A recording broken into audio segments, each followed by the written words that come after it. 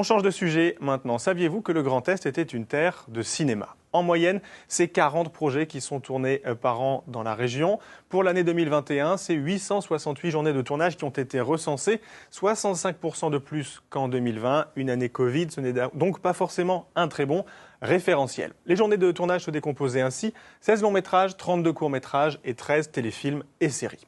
Bon à savoir, la région finance et soutient également la création audiovisuelle avec un budget d'environ 6 millions d'euros par an pour l'écriture, le développement ou encore la production. Un exemple de film connu tourné chez nous cette année récemment, Tirailleurs, réalisé par Mathieu Vadepied avec Omar Sy. Il a été projeté en ouverture de la sélection Un certain regard à Cannes. Il sortira dans les salles obscures le 4 janvier prochain. Autre exemple de film déjà sorti depuis un petit moment, Indigène en 2006, tourné dans les Vosges et en Alsace. Prix d'interprétation masculine pour 5 de ses acteurs à Cannes. Ou encore La Grande Illusion de Jean Renoir, un petit peu plus ancien, 1937, quasiment intégralement tourné en Alsace. On reste dans le domaine du cinéma, en Lorraine, pour découvrir une association d'acteurs et d'actrices. C'est inédit dans la région.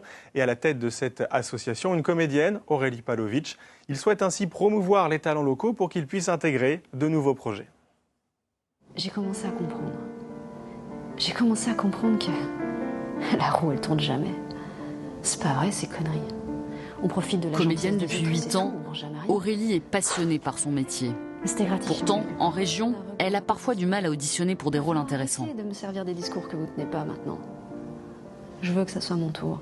Quand on voit le nombre de tournages qu'il y a en région Grand Est, c'est absolument fabuleux. La région est une terre de tournage et quand on est comédien en région, eh bien malheureusement, on n'est pas auditionné pour les premiers rôles, ça c'est clair. Et même pour des rôles secondaires, voire plus, eh bien, c'est très compliqué et très souvent on se retrouve avec des silhouettes, de la figuration ou des tout petits rôles et c'est juste rageant quoi, quand le tournage se passe devant chez soi. Pour faire bouger les choses et mettre en lumière les talents locaux, Aurélie a fondé la première association d'acteurs du Grand Est.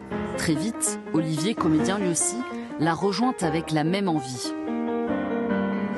De favoriser les échanges, de favoriser un peu la communication entre les différentes productions, entre les différents acteurs d'un film finalement, les réalisateurs, les directeurs de casting, et qu'on puisse les rencontrer plus facilement.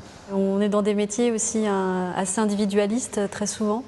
Et se sentir soutenu par un groupe, pouvoir juste des fois échanger, partager nos expériences, déjà ça c'est beaucoup.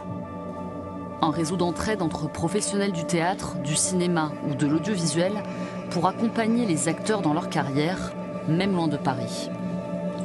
Le public mérite que des gens restent ici et surtout qu'il y a des super belles choses à faire et qu'il y a des équipes artistiques qui existent, il y a des tournages. Pourquoi aller voir ailleurs quand il y a beaucoup de choses qui se font ici ? Mon idée, c'est qu'il y a du travail pour tout le monde en fait et que si on peut être là les uns pour les autres et dire « Ah, moi j'ai un plan pour toi, moi je corresponds pas, mais toi tu peux y aller », alors oui, je pense que c'est hyper important de créer du lien entre nous, de pouvoir se faire rencontrer des équipes artistiques avec lesquelles on bosse, des réalisateurs, enfin je pense que ouais, c'est important, on est une petite famille quoi. L'association M'as-tu vu espère bientôt devenir la référence dans le domaine et représenter les quelques centaines de comédiens professionnels que compte le Grand Est.